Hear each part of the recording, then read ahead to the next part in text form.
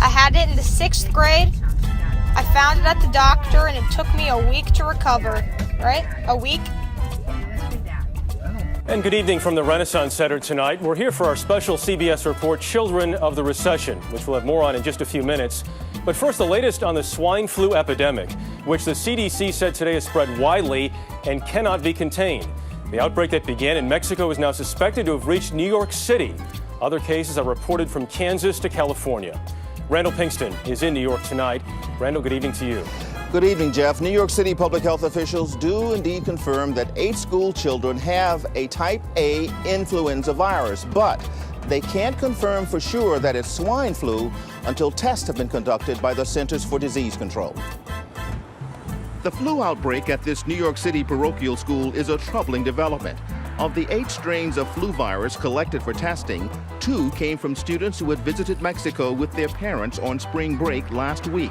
So it's definitely an outbreak of influenza A at this school. It meets the CDC case definition of a probable case of swine influenza. In Mexico, where the epidemic began, at least 68 people have died. More than 1,000 are ill. Schools and all public events were canceled throughout the country Saturday to slow the spread of the virus. With at least 24 new swine flu cases in Mexico City confirmed today, American officials are keeping close watch on possible outbreaks north of the border. The U.S. Centers for Disease Control and state health officials confirm 11 cases of swine flu virus in the U.S. 2 new cases in Kansas today, 7 in California, and 2 in Texas, where Patrick Hayden's son fell ill. I called my wife and asked her to give him a check for the swine flu, and that's when they did, and he's tested positive. Today, the Centers for Disease Control issued a worrying assessment. We do not think we can contain the spread of this virus. In New York, St. Francis Prep is sanitizing its building as health officials worry about a possible swine flu pandemic. You could be looking at 25% or more people affected, which is a significant number. A significant portion of people actually being incredibly ill and really overwhelming healthcare systems. While city health officials are understandably concerned about the outbreak of the swine flu here, right now they stress that no one has been hospitalized, and again, they won't know for sure until those test results are back from the CDC. That's expected tomorrow. Jeff? All right, Randall Pinkston tonight. Randall, thank you.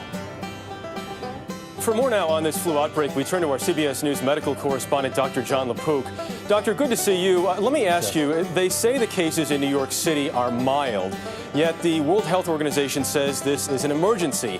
How do you reconcile those two things? Well, they're being very prudent, Jeff. I mean, I think one of the problems here is that we don't know exactly what's going on in Mexico. The CDC is sending their team down there to find out how many of the people who died and who were very sick actually had swine flu. But remember, a little bit of a reality check here. In Mexico, the death rate was leveling off, and in the United States, yes, there have been cases of swine flu, but they seem to have been fairly mild so far. Doctor, when we talk about this, what population is the most vulnerable? Well, everybody is at risk, and typically it's the kids who spread the virus around. But interestingly enough, when you have a severe flu, sometimes what happens is, rather than the typical population of the very young and very old getting sick, it's the healthy, middle-aged, and young people who get sick.